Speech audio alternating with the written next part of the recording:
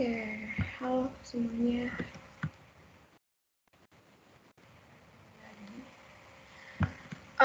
Jadi ini next video untuk problem 4. Nah, sebelum mulai ke problem 4, aku mau ngasih tahu bahwa ada ralat ya.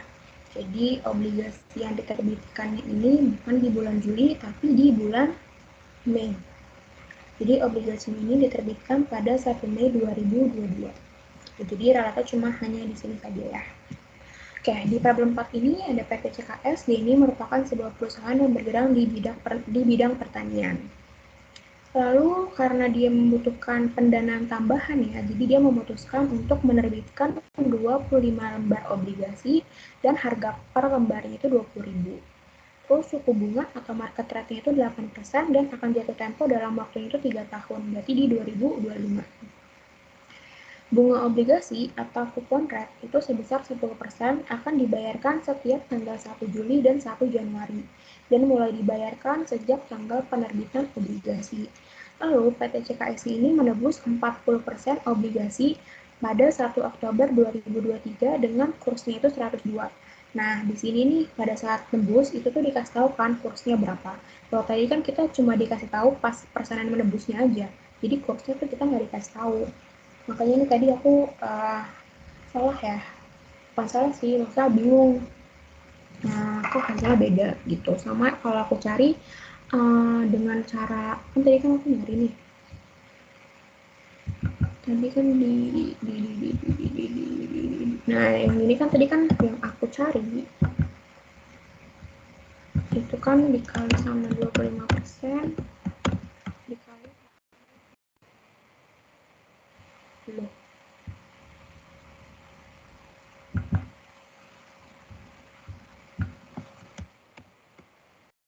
Nih, dan ternyata tahu ini kan kurs pada saat jatuh tempo, jadi pada saat penebusan itu nggak dikasih tahu kursnya berapa gitu.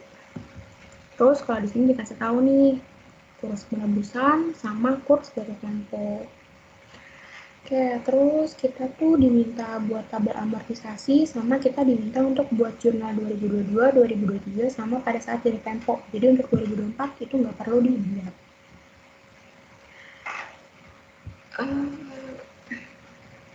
Oke. Nah, terus tadi kan kalau kita mau mulai apa sih? Aduh, aku udah mulai gaji nih. Oke, kalau kita mau buat bonus payable ya itu kan kita harus menentukan dulu kan. Kita tuh kalau kita mau buat schedule ini kita kan harus menentukan dulu kan kita tuh diskon atau kita premium. Nah, kita lihatnya itu dari market rate sama coupon rate-nya. Di sini kan dikatakan bahwa market rate-nya itu kan 8%. Dan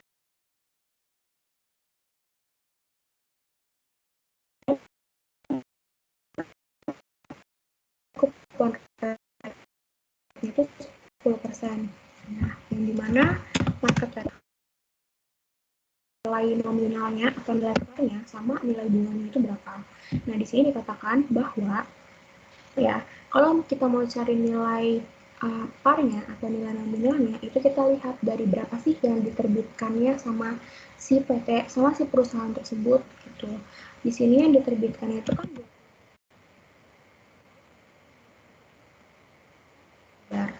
ya berarti untuk nilai parnya adalah 500 juta.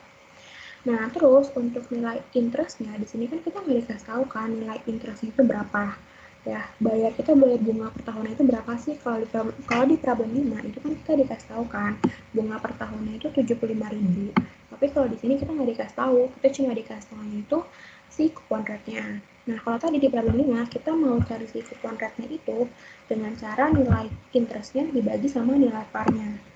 Ya, berarti kalau kita mau cari nilai interestnya adalah dari kupon rate-nya dikali dengan par-nya.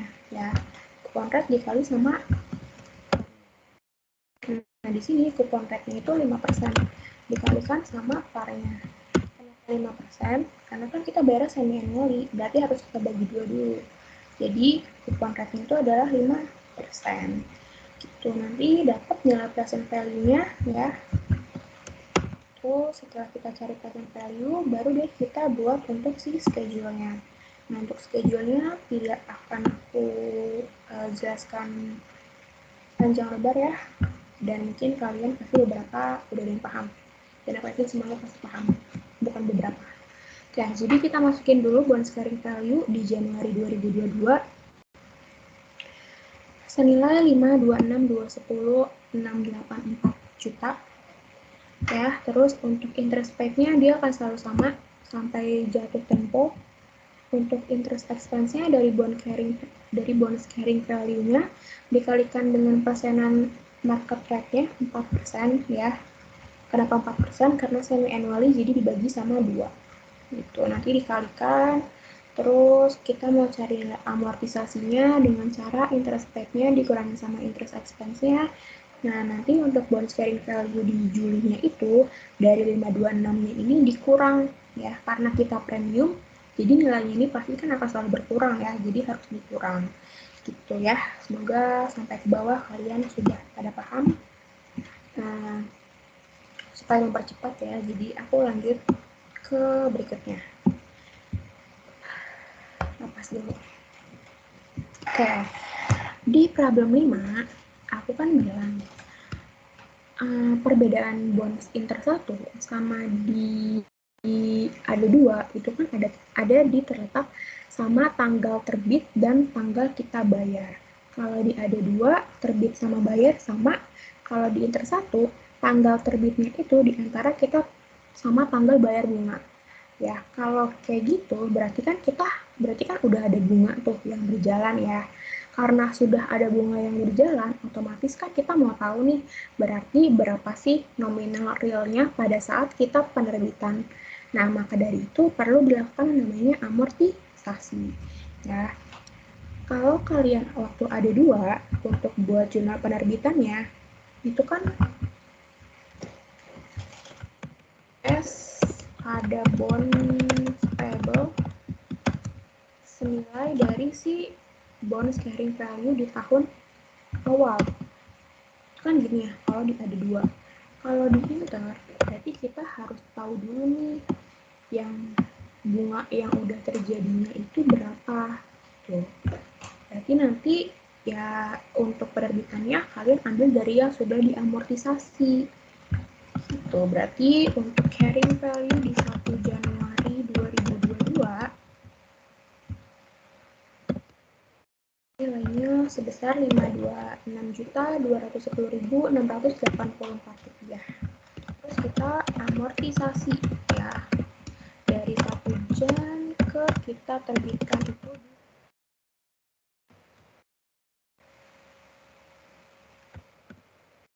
terus berarti carrying value untuk di 1 Mei 2022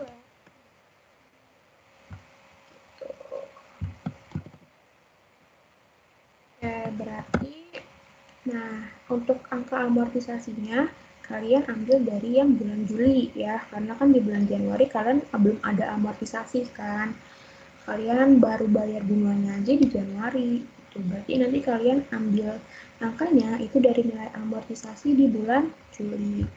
Nanti kan dengan 4 ya karena dari bulan Januari ke bulan Mei, Januari, Februari, Maret, April. Mei-nya nggak dihitung karena itu tanggal 1. Berarti untuk kita tahu carrying value di bulan Mei-nya itu, ini dikurangin aja ya dari carrying value Januari, dikurangin sama nilai amortisasinya. Berarti kan itu jadi carrying value untuk di bulan Mei. Oke. Berarti nilainya sebesar 523.576.300. Nah, untuk yang ini, oke, kita skip dulu, kita masuk ke Juli. Juli kita bayar bunga nih. Terus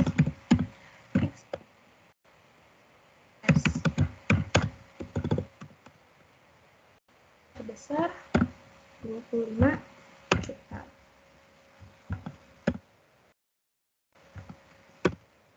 Terusnya ya, nilai ini itu kan nilai full kalau kalian nerbitinnya itu sama-sama di bulan Januari. Berarti kan bisa kalian akuin full kan. Tapi kalian kan bayarnya di bulan Januari, sedangkan kalian terbitinnya di bulan Mei. Berarti kan nilai ini kan nggak boleh dong, nggak boleh kalian akui sebesar segini, karena kan udah ada yang berjalan bunganya. Harusnya beban bunganya udah ada yang kalian akuin. Berarti kalian harus hapus ya nilai ini.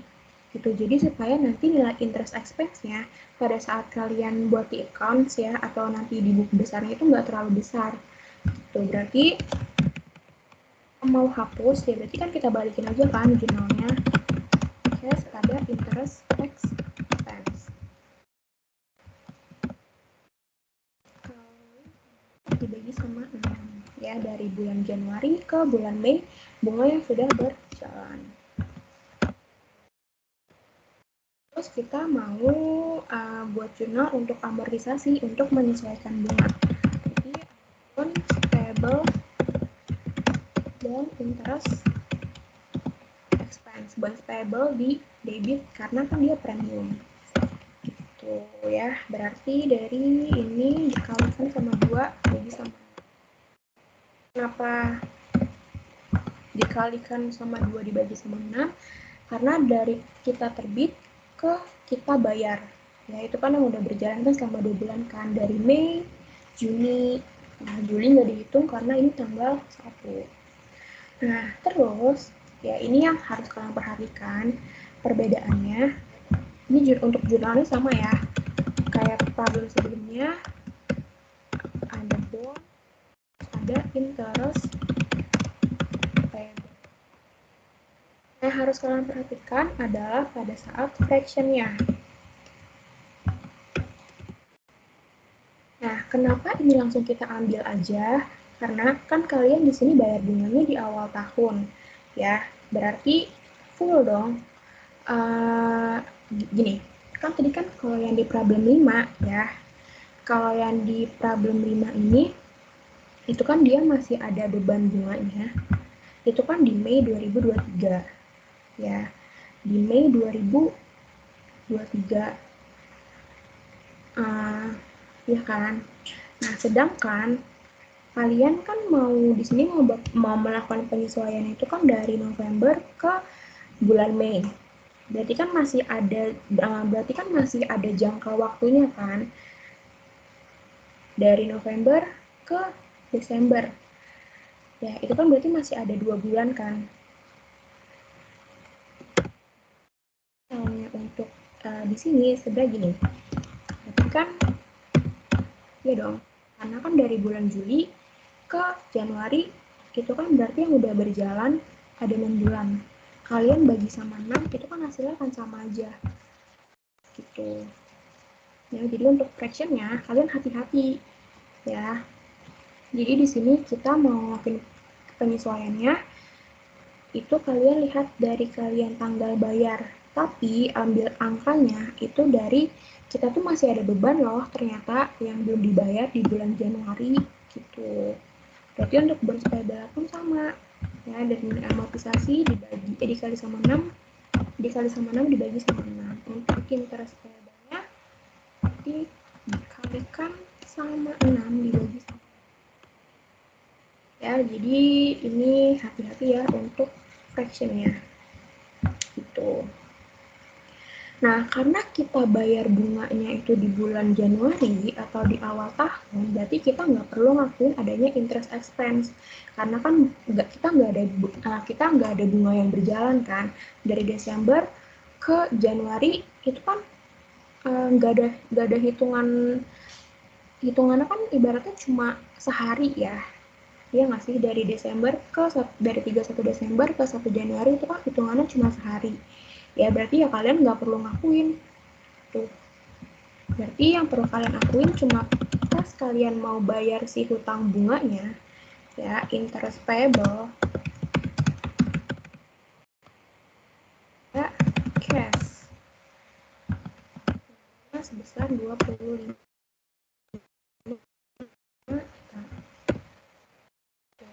Nah, untuk kita bayar di bulan Juli, baru kita akui yang namanya ada interest expense.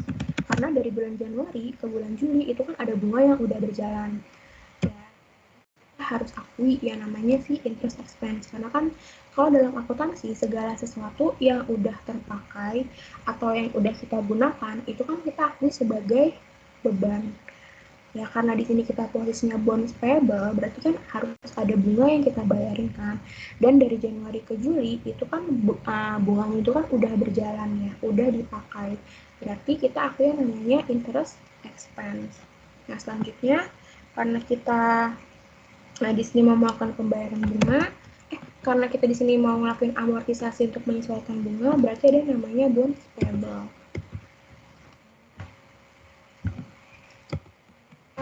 Cash.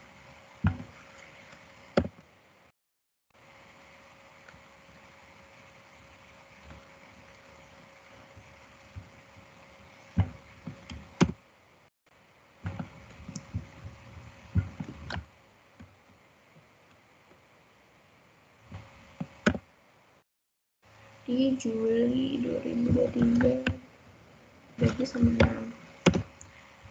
Sebenarnya kalau kalian dapat soalnya tuh yang tanggal bayar bunganya 1 Juli sama 1 Januari itu udah enak banget. Sebenarnya kalian nggak perlu pusing-pusing menghitung fraction. Ya, nah di sini ini kenapa fractionnya 6? Karena kan kalian dari Januari ke Juli itu kan full 6 bulan ya. Januari, Februari, Maret, April, Mei, Juni, itu kan udah 6 bulan kan. Sorry.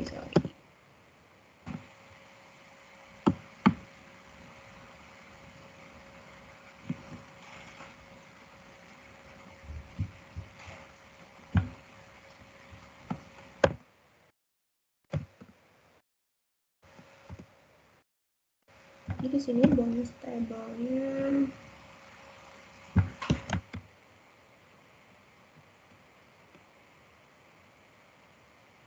tuh ya. Oh, 6 bulan 6/6.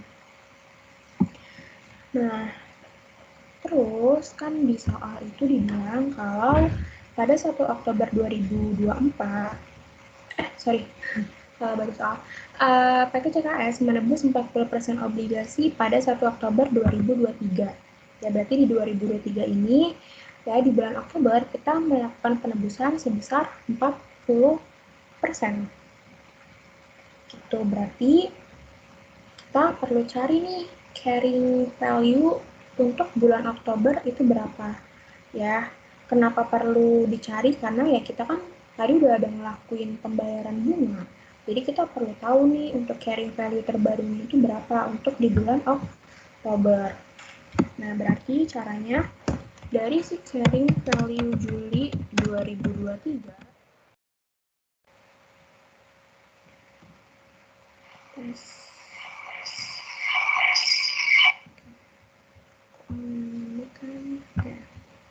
Nah, untuk carrying value di 2023 ya, di Juli 2023, Juli 2023 itu kan 513 juta ya. Sedangkan yang ditebus itu cuma 40%.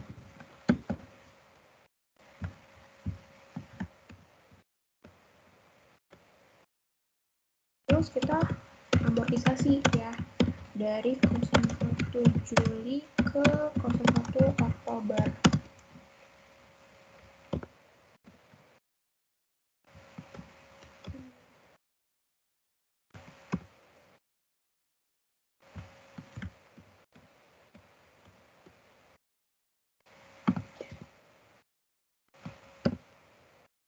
Berarti dari Juli, Agustus, September dikali 3 dibagi sama 6. Dikali sama 40%. Kita tebus. Kok pakai angka? Oke, dari amortisasinya ya. Dari amortisasi yang di bulan Juli.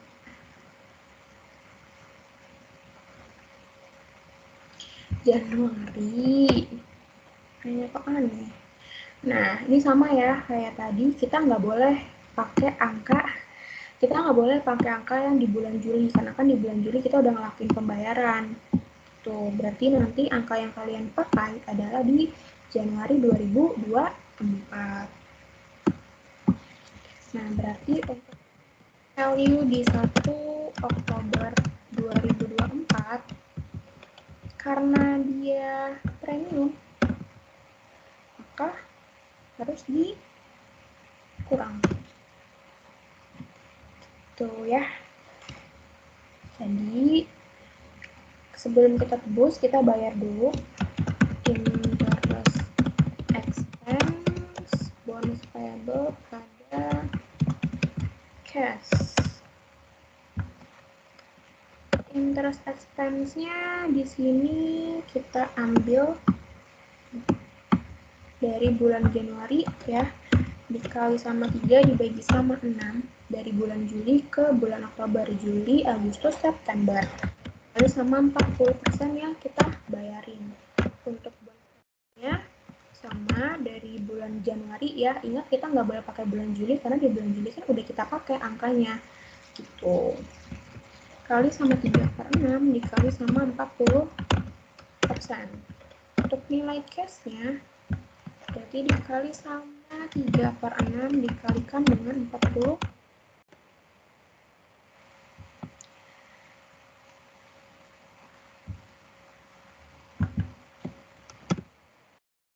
Selanjutnya, jumlah penebusannya bonus payable pada cash.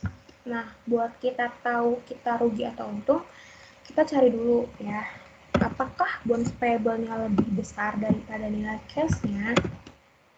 Sini nilai cash-nya berarti dari 500 juta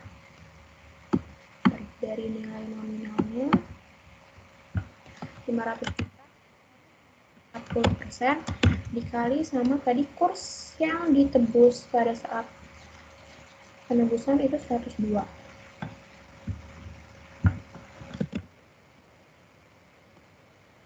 Nah, berarti di sini kan bonusnya lebih besar daripada cash-nya.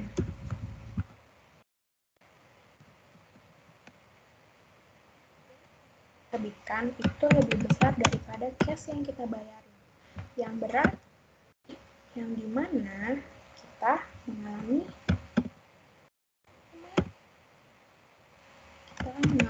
keuntungan.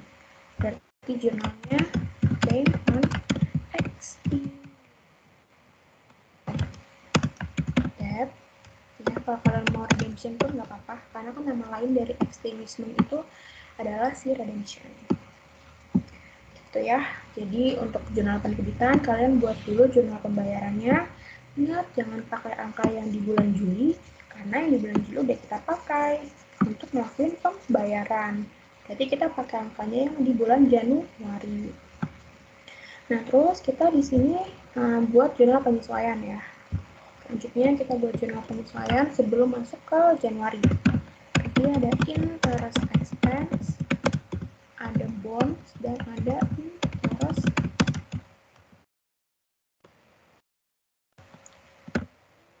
expense-nya sebesar di bulan Januari dikalikan sama sisa penebusan. Terus untuk bond payable-nya kali sama 60%, dan untuk interest payable-nya kali sama 60%. Kayak gitu ya.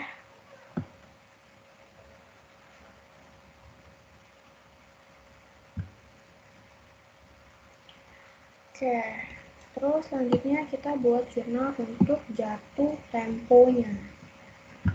Kalau buat untuk jatuh temponya, berarti kita bayarin dulu nih ya, yang interest payable pada cash. 25 juta, berarti kan tinggal ambil aja ya dari sini.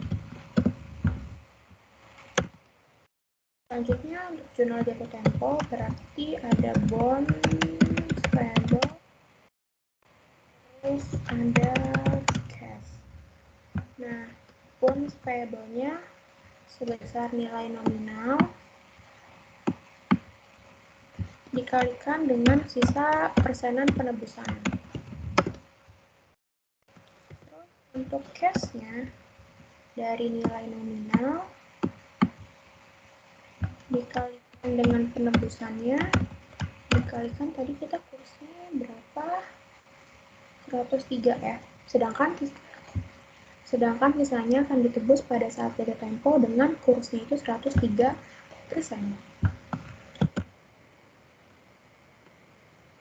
Nah, berarti kalau kayak gini kita untung. Ya. Loh.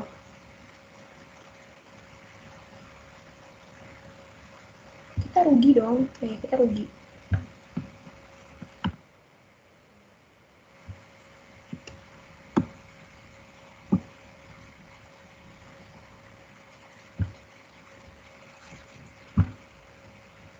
Berarti 500, berarti kita rugi ya. Loss on extinguishment ini nilai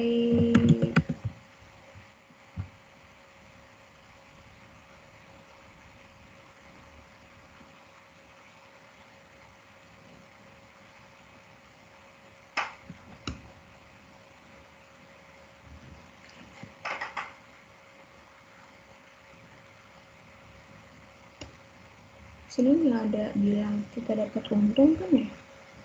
Kita baca dulu, dibayarkan, kayak nggak ada. Kan lebih kecil daripada yang kita bayarin.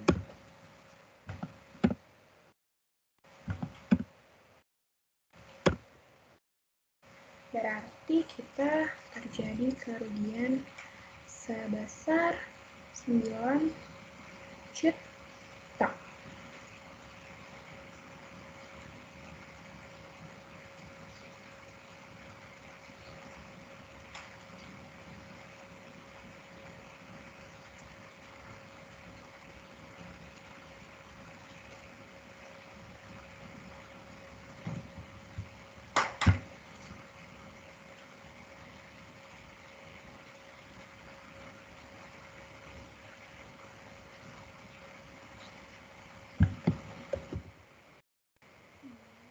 Kok nggak ada 9 jutanya ya, kan bonusnya lebih.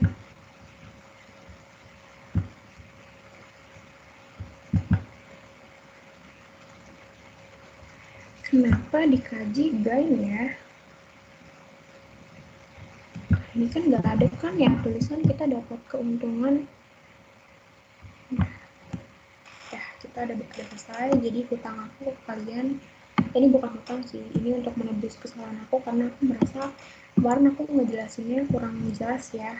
Dan semoga aja kalian memahami penjelasan aku yang sekarang. Aku feel free banget kalau kalian mau bertanya apabila kalian masih belum paham. Oke, see you di hari Senin. Udah untuk pertemuan terakhir, aku harap kalian semua hadir ya. Udah teman-teman semuanya.